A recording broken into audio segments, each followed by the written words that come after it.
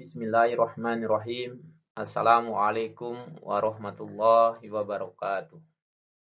Berjumpa lagi dengan saya Dwi Pangga.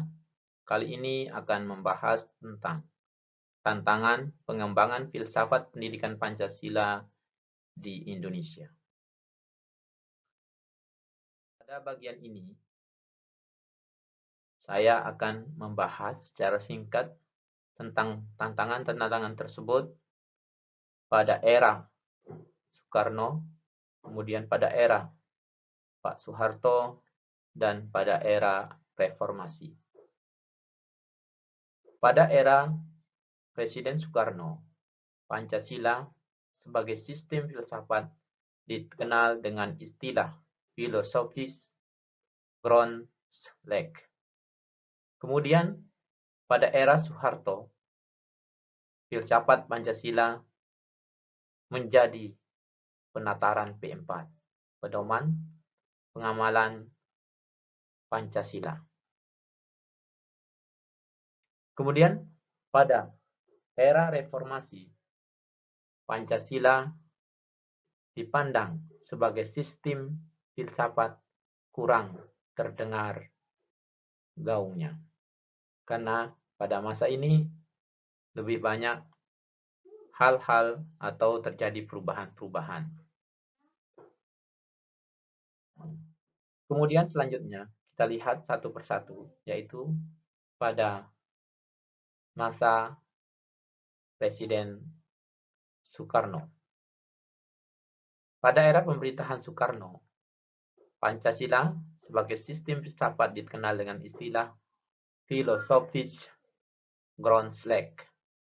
Gagasan tersebut merupakan perenungan filosofis Soekarno atas rencananya berdirinya negara Indonesia merdeka. Ide tersebut dimaksudkan sebagai dasar kerohanian bagi penyelenggaraan kehidupan bernegara. Ide tersebut ternyata mendapat sambutan yang positif dari berbagai kalangan, terutama dalam sidang BPUPKI pertama. Persisnya pada 1 Juni 1945.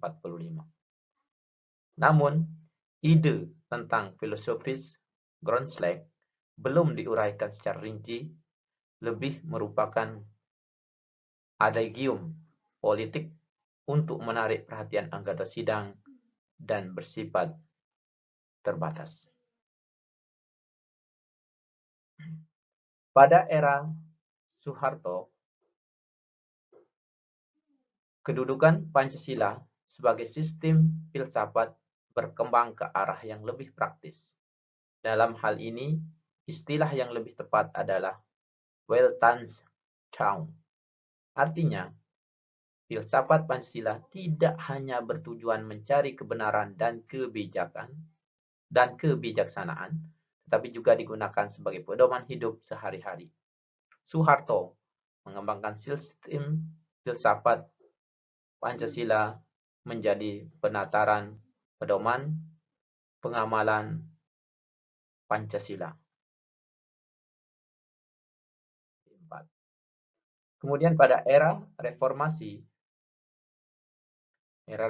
ini ditandai dengan berakhirnya masa Orde Baru dan beralihnya ke masa reformasi, di mana dalam masa ini Pancasila sebagai sistem filsafat kurang terdengar resonansinya. Pancasila sebagai sistem filsafat bergema dalam wacana akademik, sedangkan dalam pemerintahan masih lebih bersifat demokratis dan adanya keterbukaan serta otonom pada masa itu. Tantangan Pancasila sebagai sistem filsafat di Indonesia antara lain yang sangat terlihat efeknya, yaitu pertama, kapitalisme, yaitu aliran yang meyakini bahwa kebebasan individu pemilik modal untuk mengembangkan usahanya dalam rangka meraih keuntungan sebesar-besarnya merupakan upaya untuk menyejahterakan masyarakat. Kemudian aliran yang kedua, yaitu komunisme, adalah sebuah paham yang muncul sebagai reaksi atas perkembangan kapitalisme sebagai produk masyarakat liberal. Komunisme merupakan aliran yang meyakini bahwa kepemilikan modal dikuasai oleh negara untuk kemakmuran rakyat secara merata. Dua aliran tersebut, yaitu kapitalisme dan komunisme, merupakan salah satu atau dua hal menjadi tantangan dalam pelaksanaan Pancasila sebagai sistem filsafat. Esensi atau hakikat Pancasila sebagai sistem filsafat yaitu pertama, hakikat sila ketuhanan terletak pada keyakinan bangsa Indonesia bahwa Tuhan sebagai prinsip utama dalam kehidupan semua makhluk. Kedua, hakikat sila kemanusiaan adalah manusia monopluralis yang terdiri atas tiga monodualis, yaitu susunan kodrat, jiwa raga, sifat kodrat, makhluk individu sosial, kedudukan kodrat atau makhluk pribadi yang otonom, dan makhluk Tuhan. Ketiga, hakikat sila persatuan terkait dengan semangat kebangsaan. Rasa kebangsaan terwujud dalam bentuk cinta tanah air yang dibedakan ke dalam tiga jenis, yaitu tanah air real, tanah air formal, dan tanah air mental.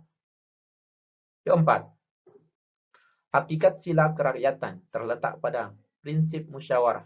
Artinya, keputusan yang diambil lebih didasarkan atas semangat musyawarah untuk mufakat, bukan membenarkan begitu saja pendapat mayoritas tanpa peduli pendapat minoritas.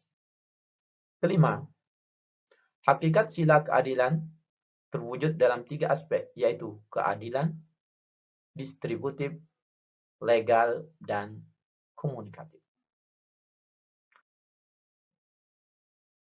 Materi yang bisa saya sampaikan pada diskusi ini mudah-mudahan bermanfaat bagi kita semua. Sekian, Assalamualaikum warahmatullahi wabarakatuh.